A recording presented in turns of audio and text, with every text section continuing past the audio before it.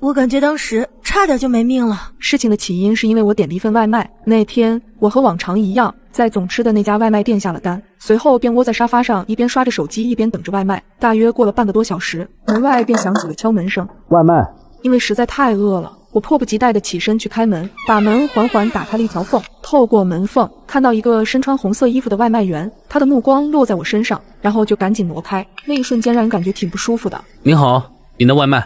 他透过门缝把餐递了过来，我小声地说了句谢谢后便接过了外卖，随手就关上了门。在检查完外卖小票和封口贴后，便开始聚精会神地拆着包装。然而就在这会儿，敲门声又突然响了起来，因为没啥心理准备，就被吓得一个机灵。随后我不悦地大声喊道：谁呀？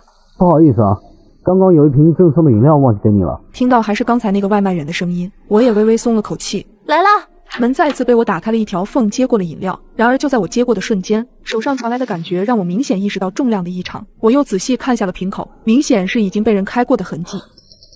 我顿时起了警觉之心，第一时间我就想赶紧把门关上。可就在这时，一股强劲的力道从手上传来，我还来不及反应的时候，一个人影也瞬间闪了出来。我惊慌的如同冷水浇身，本能的大喊起来：你干嘛？别过来！我大声的呵斥着，想借此把他吓走，可他对我的话充耳不闻，依旧蛮横的想冲进屋子。救命啊！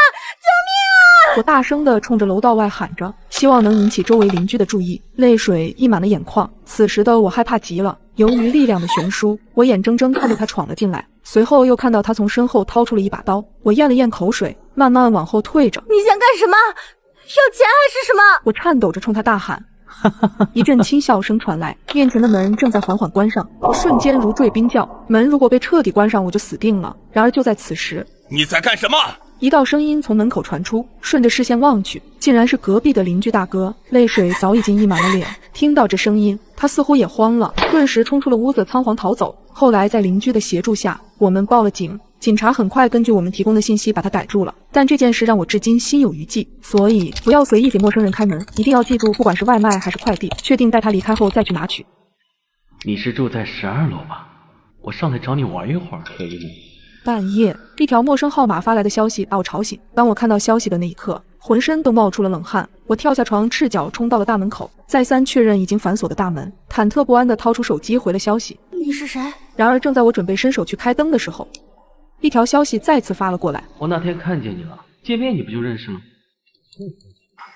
看到这，我突然意识到什么，开灯的手直接停在了半空，心里像打鼓似的咚咚直跳，脑子也快速检索着我认识的朋友。没有谁会大晚上这么无聊的跟我开玩笑。我抑制住内心的恐惧，回复了消息。你是谁？怎么会有我的手机号？我死死盯着屏幕，在寂静的黑暗里，仿佛只能听到自己的心跳声。可不可以上来嘛？我就在楼下，冷得很。看到他无赖似的口气，我再次确认了下紧锁的大门，心里的恐惧也消散了不少，厌恶至极的回复：请能远滚哪儿，谢谢。而他接下来的回复还是让我心生胆寒：半夜绝对偷偷进你屋，12楼左边那个门，谢谢。现在可以100%确认我被人恶意盯上了。用不用我现在就报警把你带走？当我这条消息发出去之后，想着他如果再有骚扰的意图，我就直接报警了。可是过了很久都没有再收到任何短信，他应该是听到我要报警后知难而退了。我顿时松了口气，但这件事依旧让我久久无法入眠。不知过了多久，正在我迷迷糊糊间，我突然听到门外传来了轻微的响动，顿时清醒了过来，真的有人在开我家的门。我浑身颤抖，满是突然起来的寒劲。为了确认我没有听错，我赶忙打开了门口的可视门铃，只见可视门铃下，一个戴着黑色帽子的男人正低头，好像在撬我家的门锁。我脑子闪过各种应对的方法，安全起见，也为了不和他正面冲突，我起身赶忙锁住了卧室的门，身体死死抵在门上，以最快的速度打电话报了警，并且联系了小区的保安。得亏当时住进来前，我特地留了保安的电话，就是为了防患于未然。看着时间1分1秒的过去，我一直微微喘着粗气来平复自己内心的恐惧，仔细的听着门外的动静，祈祷着警察和保安能够尽快到来。突然咔嚓一声，门被打开了，我顿时汗毛直立，手死死地握住了门把手。你干什么？一道粗犷的声音从门外传来，随即便是一阵喧嚣，直到听到外面有人说：李小姐，你出来吧，现在已经安全了。这熟悉的声音正是小区的保安王哥。我悄悄打开一条门缝，看着门外站着几名保安以及被按在墙上的歹徒时，我才终于松了口气，眼眶突然的湿润了。直到后来警察来了把歹徒抓走后，我才知道原来是我在去楼下扔垃圾的时候被他盯上了，里面快递和外卖盒子上的联系电话和地址暴露了我的信息，这才让他有机可乘。所以朋友们，我们在任何时候都要有警惕之心，不要觉得无所谓便随手暴露了自己的信息。如果你莫名其妙觉得哪里不对，请相信自己的直觉，那一定是有问题。那天本想着在家对面的商场里随便逛逛，然而就在我刚走进商场没多久，一个长相清纯的女孩就迎面朝我走来。看着她笑容满面的样子，我也不好意思地对她笑笑以示礼貌。殊不知正是因为我这一笑，似乎让女孩找到了突破口。只见她一脸谄媚的样子凑了过来。女士你好，我是楼上美容店的，现在我们店里正在做活动，可以为你免费做一次皮肤保养，有兴趣了解一下吗？出于对推销行业的抵触，我几乎想都没想就拒绝了女孩。但是我的不悦并没有让女孩放弃，她干脆直接挽起我的胳膊，装作很亲密的样子，嘴里还一直喋喋不休。姐，你可以先跟我去店里看看，了解一下，不耽误时间的。虽然女孩的举动让我心生厌恶，但我还是尽量保持着微笑，耐心地告诉她我不需要。或许是感受到了我的不悦，女孩突然转过脸，楚楚可怜地对我说：姐，我刚毕业，好不容易才找到这份工作，你就当帮帮我吧。听她这么一说，我收回了正要迈开的脚步，看着面前这个对陌生人低声下气的小女孩，而且在这人来人往的商场里到处都有监控。想到这里，我心里一软，便跟着她走到了电梯前。在等待电梯的过程中，我突然有了一种不安的感觉，鬼使神差地问了女孩一个问题：你们家店叫什么名字？女孩几乎想都没想就脱口而出：进电梯了我再跟你讲。就一瞬间，那种不安感更加强烈。我蹙了蹙眉，在我的一再要求下，他最后还是说出了店名。当着他的面，我装作若无其事地拿出手机悄悄查了一下，然而不查不知道，看着手机上查无此店的信息，我心底一片冰凉。这里根本没有女孩口中所说的那家理发店。事情发展到这里，我如梦初醒般看向女孩，此时女孩已经走进电梯里了。她用一只手按着电梯的开门键，拼命招呼我赶紧进去。看着眼前这个人畜无害的女孩，我整个人只感觉浑身汗毛倒立，头皮发麻。看我愣在原地半天没有反应，女孩忍不住再次催促道：快跟我走啊，小姐姐。说完，她还朝我眨了一下眼睛，看着女孩微微上扬的嘴角，仿佛周围所有的一切都变得扭曲了，就连她脸上甜美的笑容此刻也显得越来越狰狞。我努力让自己保持冷静，对她说：我不跟你去了，突然有点急事儿。然而还没等我把话说完，那女孩突然一改之前热情奔放的态度，用犀利的眼神直勾勾地盯着我，同时阴森森地开口道：姐姐，你是害怕了吗？这里可是商场。说完，女孩竟然放下了按着开门键的手，看着缓缓关上的电梯门。一时间，我根本无法从深深的恐惧中解脱出来。只要一想到女孩最后那抹意味深长的笑容，我的双手就会不自觉地颤抖起来。如果不是因为我多嘴问了那个问题，如果当时我没有多个心眼用手机查信息，如果我就这么跟她进了电梯，这么多的如果加起来让我细思极恐。我们在任何时候都要以恶意去揣测陌生人，不是善良不值钱，而是人心难猜测。你真的有仔细看过自己的照片吗？奇怪了，我发现最近对面总有一个人往我家里望，还时不时冲我这边招手。他不会是变态吧？因为加班太晚，我刚回到家就收到了闺蜜的消息。她这个人一直大大咧咧的，我真担心她会出什么事。我立马甩了个视频过去，看到闺蜜嬉皮笑脸的表情，我顿时没了好气。你没开玩笑吧？到底咋回事啊？她看到我的表情很严肃，顿时也收敛了起来。随后便仔细与我说了一遍经过。这几天她每次准备拉窗帘的时候，都会看到对面阳台上站着一个奇怪的男人，而今天那个男人甚至还朝她挥了挥手，嘴里似乎还在嘀咕着什么。但也有可能是我想多了。是确实有点奇怪，那个人还在那吗？应该吧，我给你看一眼啊。顺着镜头的翻转，画面最终锁定在了闺蜜所说的阳台，可阳台上并没有人。哎，他不在那儿。我皱了皱眉，安慰着她可能确实是想多了。然而就在这时，闺蜜家的门突然被敲响了。敲门的声音很响，听得心里直发毛。闺蜜显然也被吓到了，脸色铁青的愣在了原地。有人吗？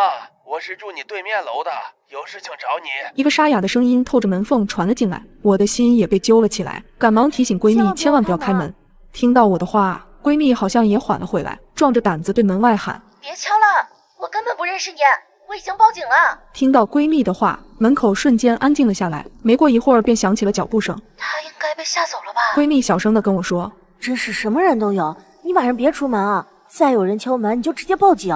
看着闺蜜似乎还心有余悸，我又陪她多聊了会儿，才挂断了电话。但不懂为什么，我隐约还是觉得不安。隔天晚上，闺蜜发来了一张自拍照。叶子，你给我买的耳钉到了，你看好看吗？我顺手点开了照片，是她站在客厅对着自己拍的。这款式真不错，果然我的眼光好。刚回复完她，我鬼使神差的又打开了她发来的照片，想再仔细放大看一下。可这一看，我顿时汗毛直立，因为就在他耳朵后面的窗帘边缘，赫然露出了半张脸，那轮廓明显是一个男人。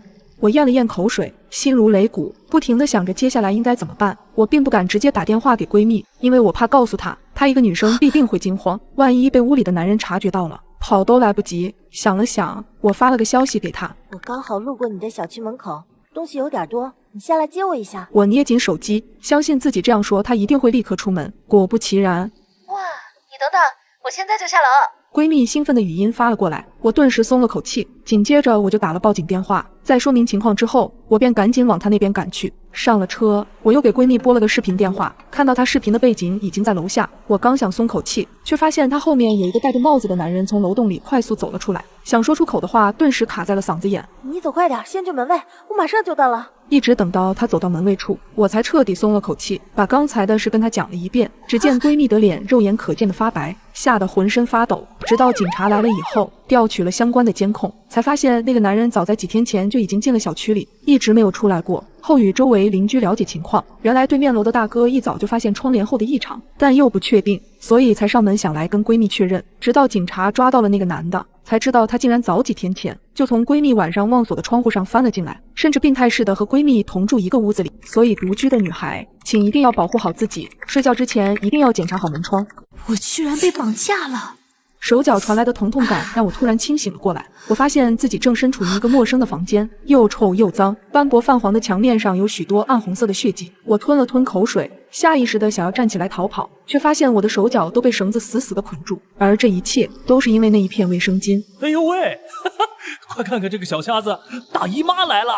要不要我帮帮你？其中一个男人不怀好意，满脸狞笑的去扯盲女的裙子，盲女无助极了，不停的闪躲，因为身体的缺陷，好几次差点跌倒，嘴上不停的哀求着：“别碰我，别碰我！”这一幕让我怒火中烧，冲过去打掉了男人拉着盲女的手，站在了盲女身前。你们干什么？光天化日欺负一个小姑娘，还要不要脸？听到我的声音，盲女摸索着握住了我的胳膊，手心中全是冷汗。看着她惊慌失措的样子，我心生怜悯，恶狠狠地盯着那两个恶心的男人。你们再不走，我就报警了！我举起了手中的手机，两人不服气的冷哼一声，随即便转头离开了。姐姐，你能带我去卫生间换个卫生巾吗？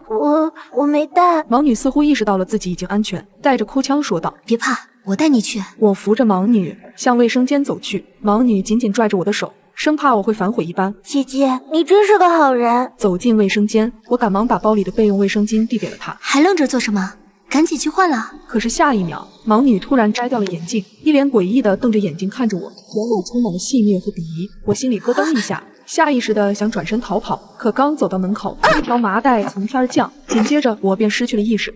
我咽了口口水，惊慌地看向了四周，却发现周围还聚着好几个人，他们全都被绑着，表情漠然又带着些许绝望。就在这时，一个男人朝我走了过来，我拼命地冲他喊道：“你知不知道囚禁是犯法的？赶紧把我放了！”男人怪异地看了我一眼，抬手就是一耳光。抓回来的这些人属你最聒噪，一会儿就割了你的舌头。他的话音刚落，周围传来了一阵细微的惊呼，还有低气声。我被打得头晕目眩，心里怕得要死，不敢再和他硬碰硬，只能放低姿态祈求说：“放过我吧，求求你了！”闭嘴！男人再次扬起了胳膊，我认怂的闭紧了嘴巴。男人见我瑟瑟发抖，狠狠地啐了一口，扬长而去。走了几步，他猛地停下来，对着房间里的人发狠：“别耍花花肠子啊，要不然有你们好看！”房间里的人满脸惊恐，身体下意识地往后挪，仿佛面对的不是人，而是魔鬼。男人离开后，我紧紧抱着自己哭泣着。旁边传来了一声叹息：“进来了这个地方，就别再想着出去了。”我抬眼望去，一个满脸灰色的中年女人压低声音说：“你们都是被拐来的吗？”大家不约而同地点了点头。我也是因为好心帮孕妇拎东西，结果被骗了。中年女人愤愤不平：“有个大爷跌倒了，我好心扶了一把，结果被他子女碰瓷儿，非得要去医院。我刚上车就被打晕了。”我吓得脸色煞白，牙齿不停地打颤。他们要把我们送去哪里？年轻一点的送去缅甸诈骗，上了年纪的打断手脚，割了舌头，做乞丐行骗。中年女人的话让我头皮一阵阵发麻，这个鬼地方太恐怖了，不行，我一定要离开。我们得逃出去，不能在这里坐以待毙。我颤抖着说完，便挣扎着站了起来，费力挪到了门边，用力地压下了门把手，可是门怎么也打不开。你想说什么？一道戏谑的声音从身后传来，我吓得愣在了原地，余光瞟向了身侧，只见一个男人面目狰狞地看着我，咚的一声，我被他重重地摔在了墙角。既然你这么不听话，那下一个就是你了。我眼神恍惚，突然感觉头皮一麻，他拽着我的头发便往外走去，我满脸泪水，不停地小声求饶。一阵砸门声传了过来，我感觉到头皮一松，随即倒在了地上。恍惚间，我看到了一群人出现在了我的面前。不许动！不许动！举起手来！善良是美好的品质，但不是坏人伤害你的帮凶。你可以善良，但要带着锋芒。我从没想过只是送个快递，险些把命给搭上。我是一名快递员，今天是我上岗第1天，负责的区域叫马吉小区。而奇怪的是，这个小区只有一栋大楼，小区保卫室门口挂着一张醒目的快递员守则，虽然已经泛黄，字迹却格外醒目。猛地看过去，透着几分诡异。马吉小区一共有6层，没有第7层。405住户是一个小女孩，她喜欢童谣，想要安全地离开她家，记得唱童谣给她听。3502的孕妇是个奇葩，喜欢开玩笑，千万不要进她的家。4601的老人患有老年痴呆，不要相信他说的话。快递员送快递时，尽量不要发出声音，请保持安静。6，在楼道里碰见住户，不要主动和他搭讪，更不要收他的任何东西。我默念了几遍守则，打算认真遵守。这是我的第1份工作，我不想被投诉，更不想被炒鱿鱼。你就不好奇1至3楼需要遵守什么规则吗？低沉的声音猛地在我身后响起，吓得我一个机灵，猛地转过头去，面前是一位慈眉善目的光头大叔，他穿着一身灰色保安制服。你好啊，姑娘。他热情地给我打招呼。大叔你好。我冲他笑了笑。咱们这1到3楼被一个杀猪匠给买下来了，做了肉食品加工厂，工厂平时很忙，没时间收快递。保安解释说，大概是保安的话给了我心理暗示，我总觉得周围弥漫着一股血腥味。今天的快递是一部手机，收件人是6楼的孙广才。我拿着快递快步走进楼道里，楼道的光线很暗，我打开了手电筒，光亮下的楼道破烂不堪，扑面而来的是潮湿气息和腐烂的味道。这样的环境真的能住人吗？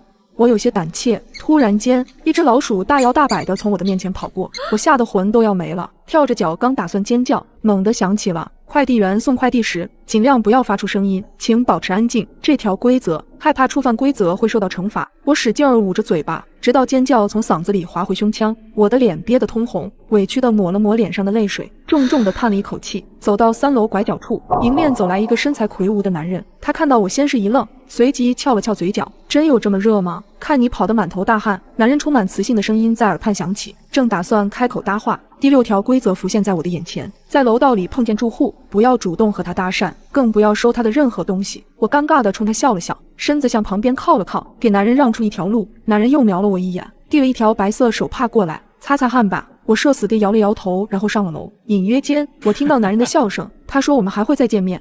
我一口气冲到了6楼，601的门口放着2袋垃圾，里面有纸尿裤，还有些剩菜剩饭。他家里有小孩子。我支棱着耳朵听了听，并没有听到小孩的啼哭，或者说整个小区都陷入诡异的寂静中。突然间，门被打开了，我吓得一个哆嗦，赶紧后退2步。开门的是个老头，刚刚是秋季，他竟穿了件羽绒服，头上还戴着毛线帽，眼睛浑浊地看着我。送快递的？是的，麻烦你签收一下。我将快递盒递给他。是纸尿裤吗？他眼神直勾勾地盯着我。是部手机，我诚实地回答。老头冷哼一声，谁说我要买手机？我要买的是纸尿裤，我孙女要用纸尿裤。他用力地晃着快递盒，生气地吼着。我屏住呼吸，蹑手蹑脚地靠近楼梯，准备开溜，生怕老头会迁怒于我。眼神不经意瞄到屋子里，我意外看到了老头的小孙女，她躺在沙发上，穿着一条纸尿裤，不哭也不闹，因为她是个塑料人偶。第4条规则说的果然没错，老头就是有老年痴呆，他的话不能相信。丫丫不哭，爷爷回来了。老头扭头进了屋，小心翼翼地抱起人偶娃娃。我终于看清了他的脸，隐约间他竟然冲我眨了眨眼，我吓得腿有些软，一个踉跄差点从楼梯栽下去。我终于走到了楼门口，外面淅淅沥沥地下起了小雨，小区地面湿哒哒的，我的脚下一滑，一屁股坐在地上沾了一手泥。我赶紧掏出纸巾擦擦，看到纸上泥水的颜色，我一下子傻眼了，竟然是殷红色，还带着甜腥味，这是什么鬼地方？本姑娘再也不来了。想到之前邪门的经历，我忍不住咒骂了一句：你说什么？我一回头，正对上保安阴郁的脸，他的神情严肃到恐怖，我有些害怕，下意识地舔了舔发干的唇。下一秒，他嘴角咧开，露出灿烂的微笑。你刚才的话可不能乱说。他把那把黑漆漆的伞举到我的面前，我一头雾水。他变脸怎么比翻书还快？给你看的好东西。保安快步走到保安室门口，将快递员守则翻了过来，背面写着：爸，一旦成为马吉小区的快递员，不能中途反悔，除非公司倒闭或者死亡。我的眉头拧成了一个川字，心里飙了无数脏话。难道我的命就要撂在这里了吗？一旦成为马吉小区的快递员，不能中途反悔，除非公司倒闭或者死亡。我的眉头拧成了一个川字，难道我的命就撂到这里了吗？我气鼓鼓地上了3轮车，冒雨离开了这个鬼地方。很快，马吉小区迎来了第2个快递，心情沉重地来到马吉小区，保安熟稔地和我打招呼，我冲他强颜欢笑了一下。这时，我的电话突然响起，是502的业主，一个冰冷的女声缓慢传来：“我的快递到了吗？”“哎，到了，这就给您送上去。”说着，一路狂奔来到5楼。我小心翼翼地叩响502的房门，门里突然传来了几声小孩子凄厉的啼哭声，接着是死一般寂静，只能听到我扑通扑通的心跳声。我遏制住逃跑的冲动，等待着对方来开门。不久，一个叼着烟卷的女人开了门，她面色枯黄，挺着一个圆滚滚的肚子，孕妇竟然抽烟。下次麻利点，别耽误了我正事，这奶粉可重要的很呢。他麻利地签了字，严肃地对我说：“好的。”我爽快地答应。你猜我肚子里的是男孩女孩？女人突然转移话题：“不管是什么，都和老大做个伴儿。”想到刚才孩子的哭声，我灵机一动说：“我这是第1胎。”那刚才孩子的哭声？哪有什么哭声？女人粗暴地打断我的话：“难道是幻听吗？不可能，这个小区处处透着古怪。”我的神经又一次绷紧。女人关门的刹那，她的表情突然僵住，2条腿开始疯狂颤抖，嘴里发出刺耳的尖叫和哭喊。我吓得面色苍白，问她到底怎么了。我要生了。女人终于吐出一句完整的话，她的话让我的脑子瞬间短路，几秒钟才缓过神。我赶紧扶住她，想让她回床上躺着，可是一只脚刚迈进房门，猛地想起那条规则，千万不要进孕妇的家，咽了一下口水说：“你别着急，我这就打120。”我掏出手机，女人却死死地拉住了我的胳膊。来不及了，她艰难地说。女人的肚子诡异地抖动起来，像是有什么东西在用力挣扎。她突然转过身去，背对着我，从肚子里掏出什么东西，然后举到我的面前。我吓得目瞪口呆，一屁股坐在地上。女人突然爆笑起来：“你真是个怂货，这是假的。”她随手把这个孩子扔在我的脚下，我惊恐地向后挪了挪。那孩子并没有哭，我定睛一看，才发现这娃娃和那老头的孙女是同款。再看女人，她的肚子依旧高高的隆起。你果然是个奇葩。我厌烦地丢下这一句，挣扎着爬起来，猛地冲下楼去，站在大门口。我剧烈喘着粗气，保安眯着眼睛，疑惑地看我：“你怎么了？”我抬头看着这栋马吉小区，绝望地流下了眼泪。刚刚突然多了个快递，是4楼的，你再送一趟吧。保安将快递扔给我，我惊魂未定，直接用手挡了出去。快递哐当一下落在地上，快递盒里响起了诡异的儿歌。这是什么鬼东西？我干嘛要做快递员？我后悔万分，惊慌失措地说：“事实上，我也记不清自己为什么是快递员，也记不清自己为什么会送马吉小区的快递，仿佛从我有了记忆开始，就已经有了这个身份。”这个快递我不送了。保安大叔没有回应，只静静地看着我。我一步一步往外走，在走到小区门口时，突然停住，接着是猛烈的颤抖，砰的一声，我跪倒在地，疼痛难忍，根本没有办法再往前一步，直到保安把我拖了回去，身体才渐渐恢复。这难道是不送快递的惩罚吗？仿佛过了1个小时，直到疼痛慢慢消退，我才晃晃悠悠地站起来。保安大叔把快递踢到我的脚边，4楼的。我嘴唇不受控制的哆嗦，两眼一闭心一横。4楼喜欢什么来着？你说什么？保安一脸疑惑。我平稳呼吸，拿起快递后往楼道走去，嘴里还在默默背着规则。走到4楼楼梯口，寂静的走廊里突然传来了稚嫩的歌声。我忽然心头一跳，这歌刚刚听过，是快递盒里播放的音乐。小心翼翼地走进黑漆漆的走廊，在405门口停住了脚步，伴着我的敲门声，歌声戛然而止。一个面色苍白的小女孩打开房门，她的眼睛如同琉璃球般晶莹剔透，嘴角向下微抿。姐姐，你是来送快递的吗？小女孩胆怯地问。我点了点头，将快递盒递给她。这是你的快递，麻烦签收一下。姐姐，进来坐会儿吧。小女孩说着拉起我的手，她的手很温暖，让我稍微安心一些。我不自觉地迈开了步子。小女孩签好字后，打开快递盒。当她把娃娃拿出来后，我的神经再次绷紧，猛地站起身。这个娃娃和502女人手上的一模一样。小女孩冲着娃娃的脸亲了一口，邪魅一笑，伸手将娃娃的脑袋转了过来。接着那诡异的儿歌再次传来。我的头皮一阵发麻，惊得瞪大眼睛。隐约间，我看到那个人偶的嘴巴一张一合，我吞了一下口水。小女孩面无表情，那双眼睛直勾勾地看着我一动不动。你是想要离开我家吗？小女孩的声音很低沉，仿佛从地底下钻出来一般，透着哀怨。可是你还没有给我唱童谣。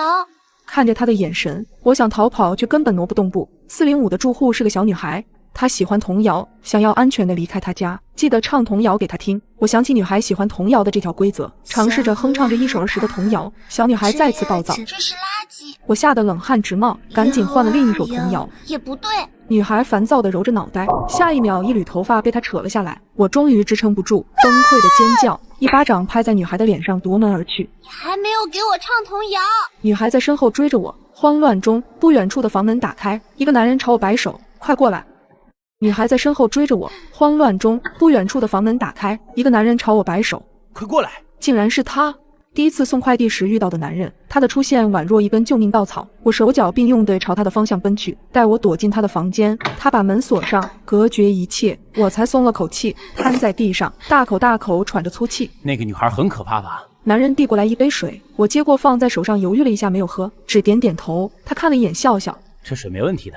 男人的话让我稍微松懈了一些，把水放在嘴边抿了一小口，水的甘甜让我更口渴，我忍不住多喝了几口，身体的疲倦感驱散了许多。你们小区该怎么出去啊？也许真的是走投无路，我只好问面前的男人。男人皱眉，走出去啊？你是被那个女孩吓到的吧？别害怕，她很可怜的，她的妈妈住在5楼，生了她却不要她，还天天家暴，所以她就心理扭曲了。对了，你给我爸送手机了吗？男人笑容满面的拍了拍我肩膀，麻烦了，我爸的病时好时坏的。原来他是6楼那个老爷爷的儿子，我稍微松懈了一些，听着门外已经没有任何响动了，我摸了把脸叹气道，真是麻烦你了，我得走了。心想着我得赶快离开这个鬼地方，就算疼死在小区门口，我也不想再踏进来一步。刚站起身，我眼前突然天旋地转，眼皮沉重万分，最后的画面停留在男人诡谲地看着我笑。倒下的一瞬间，我蓦地想起那2条规则，快递员送快递时尽量不要发出声音，请保持安静，在楼道里碰见住户，不要主动和他搭讪，更不要收他的任何东西。我醒来时，周围黑漆漆的，头还晕乎乎的感觉，浑身酸痛，像是血液流畅不通一样。我想起身，却发现自己动弹不得，我竟然被男人用绳子捆在椅子上。这时房门被推开了，紧接着屋内一片光明。我眯起眼睛，看到男人笑着向我走来，他坐在我对面，翘着2郎腿，血笑的眼神注视着我。这么细皮嫩肉，真的有点可惜呀。你到底是谁？为什么要抓我？我不敢看他，弱弱从嗓子眼里挤出一句话。他歪头眯着眼，又说了一句我始料未及的话。你猜一下，楼下肉食品加工厂的原料是什么？他这话是什么意思？我陡然瞪大了眼睛，冷汗打湿了我的衣衫。难道我真的要死在这个鬼地方了吗？我们无冤无仇，你为什么要害我？我颤抖着声音问他。这是你的命，你逃不掉的。男人突然扼住我的脖子，他力气大的几乎要把我的脖子拧断。突然间，外面传来女人的惨叫声，男人猛地收回手，脸上扬起了笑意，挑了挑眉说，你很快就不会孤单了。屋子里再次陷入了静寂，外面传来了噼里啪啦的响动和男人的咒骂声。理智告诉我不能坐以待毙，这里的人一定有问题，或者说这里的人还是人吗？我开始四下寻找能解救自己的工具，意外的在角落里发现了一把杀猪刀，我拼尽全力向一边倾斜，然后连人带椅子倒在地上，我咬着牙让身体带着椅子挪动。不知过了多久，我终于汗流浃背的来到了杀猪刀的跟前，随后又用嘴将刀叼起来，刀背上的腥臭味差点让我吐了出来。可是为了活下去，我咬紧牙关，我的口腔里很快全是血腥味，担心男人随时都会回来，我不敢有1秒的停歇。绳子终于被我割断，重新恢复自由的我泪流满面。猛然间，我听到门把手转动的声音，是他回来了。我急忙将椅子扶起来，把绳子假装捆在身上，然后双眼紧闭。男人进屋看到我的模样，不禁自言自语：不会是死了吧？这肉就不新鲜了。说着，男人蹲下来，把手指凑到我鼻子前来探我的气息。就是现在，我举起杀猪刀，猛地砍了下去。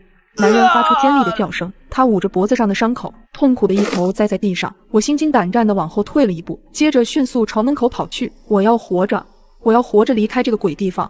楼道里一片漆黑，手机不知道被我丢在了哪里，我只能摸着墙踉跄地往下跑，心脏紧张的要跳出胸膛。跑着跑着，我仿佛看到了楼口的光亮。突然间，一个人拦住了我的去路，他的手上提着一根木棍，是那个保安大叔。他正凶神恶煞地看着我。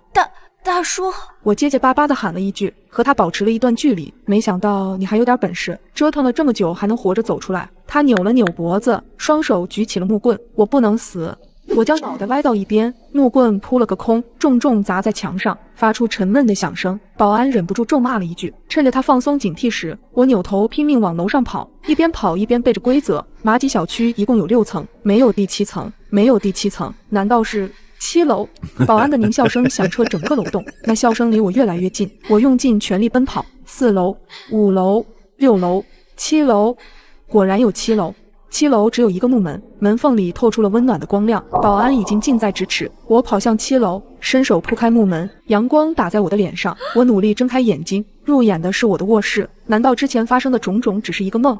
我摸了摸自己的身体，依旧健全，随后又抬手在胳膊上掐了一下，痛感让我险些喊出来。不经意抬眼时，床头的娃娃正歪着头看我，这娃娃和我梦里的一模一样。我心里有些不舒服，伸手将它塞进抽屉里。就在我回想着刚才那逼真的梦时，手机铃声倏地响起。你好，经过公司筛选决定，你被录用了，下午就可以直接上岗。这通电话让我像打了鸡血一样，兴奋得不能自已。我兴冲冲地办理了入职。快递站长将一个包裹直接递到了我的手里。我低头一看，2只眼睛差点吓得掉出来。地址是马吉小区601，收件人是孙广才。